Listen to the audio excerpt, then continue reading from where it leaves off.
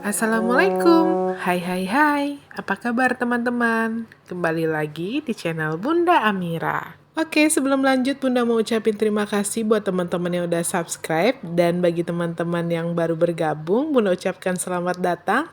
Jangan lupa like, share, dan subscribe-nya ya teman-teman, supaya channel Bunda Amira bisa terus berkembang. Terima kasih.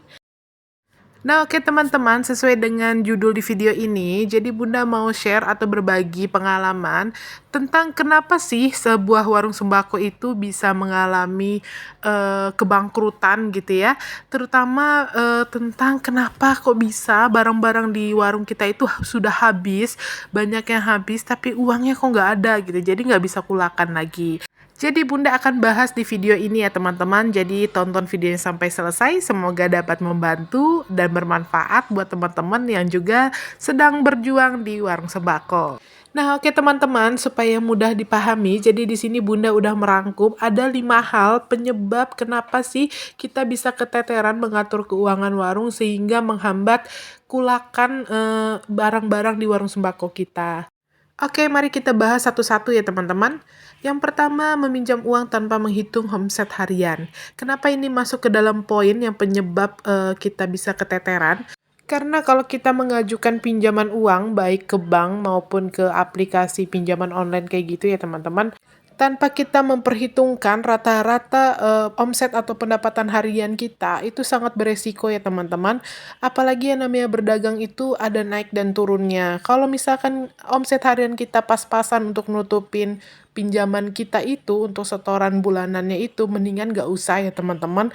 Minimal kita harus punya target 2 kali lipat omset harian kita dibandingkan nominal yang kita ajukan pinjaman itu, supaya bisa mengcover apabila omset harian kita itu sedang turun ya teman-teman. Oke, lanjut poin yang kedua, yaitu melayani pelanggan berhutang. Ini jangan disepelekan ya teman-teman. Mungkin ada beberapa teman-teman yang juga mengalami hal ini ya. Kenapa Bunda di sini garis bawahi jangan disepelekan? Karena tanpa kita sadari akan berdampak serius terhadap keberlangsungan warung kita ya teman-teman. Yang berawal dari nggak enakan karena itu tetangga atau orang yang kita kenal, sehingga kita mengorbankan diri kita untuk menombok omset hariannya. Nah, kalau mindset kita yang nggak enakan itu nggak segera kita rubah dan berlangsung terus-menerus, itu akan menjadi bumerang untuk diri kita atau menjadi bom waktu ya teman-teman. Oke, lanjut poin yang ketiga, yaitu harga barang naik. Nah, oke teman-teman, untuk harga barang naik ini kita memang harus akui ya teman-teman, di 2023 ini hampir merata semua barang itu banyak yang naik ya harganya ya teman-teman. Jadi Bunda juga merasakan ya teman-teman apa yang mungkin teman-teman juga rasakan tentang kekhawatiran kita atau kegalauan kita karena kenaikan harga barang gitu ya. Jadi memotong modal kita yang sebelumnya, misalkan kita bisa memodali 1 slop rokok, dan tahun ini karena harganya naik jadi kita cuma bisa membelinya 5 bungkus gitu ya teman-teman, seperti itu contohnya. Dan itu memang sangat berdampak ya terhadap isi atau barang-barang yang ada di warung sembako kita ya teman-teman. Dan untuk poin ketiga ini Bunda cuma bisa berharap kita bisa selalu fight ya teman-teman untuk menghadapinya, dan semoga kita diberikan kelancaran terus supaya pemutaran atau putaran di warung sembako kita itu lancar. Amin amin ya robbal alamin.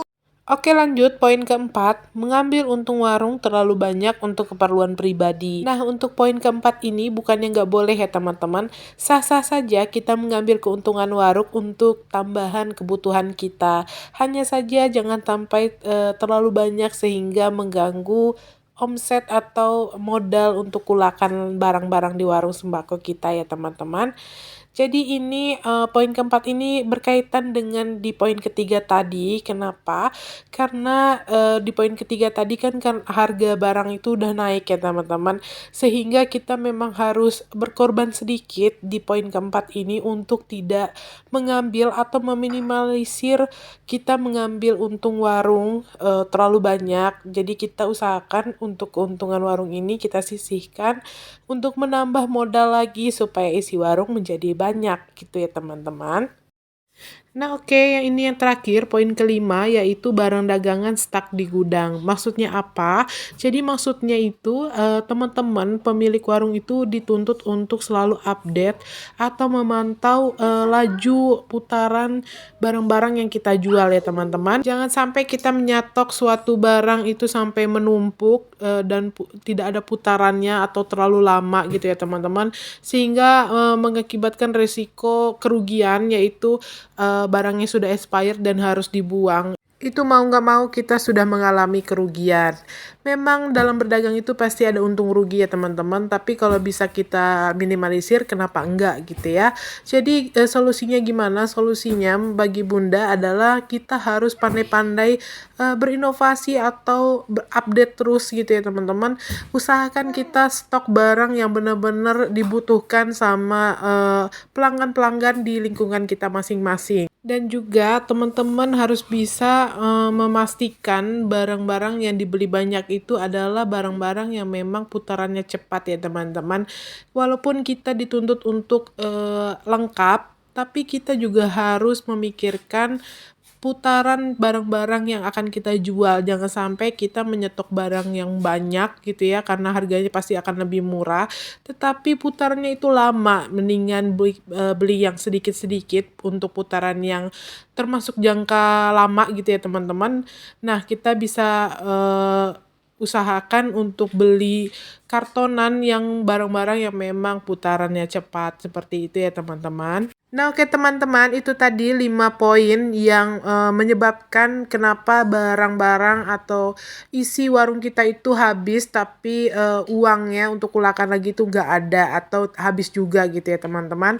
Semoga itu dapat menjawab pertanyaan yang mungkin juga sampai saat ini teman-teman masih bertanya-tanya, kenapa sih kok bisa sih kayak gitu ya teman-teman. Semoga dapat membantu dan bermanfaat buat teman-teman semua. Nah, buat teman-teman yang punya saran atau solusi juga bisa share melalui kolom komentar ya teman-teman. Berbagi ilmu itu semoga mendapatkan keberkahan bagi kita semua. Amin amin ya robbal alamin. Nah, oke, nggak kerasa udah di ujung video. Bunda ucapkan terima kasih banyak buat teman-teman yang udah nonton sampai akhir. Dan jangan lupa bantu share juga video ini supaya bisa berbagi manfaat ke teman-teman yang lain. Oke teman-teman semua, sekian video Bunda kali ini. Mohon maaf apabila ada salah-salah kata. Bunda akhiri, wassalamualaikum warahmatullahi wabarakatuh. Bye-bye. Mama nangis.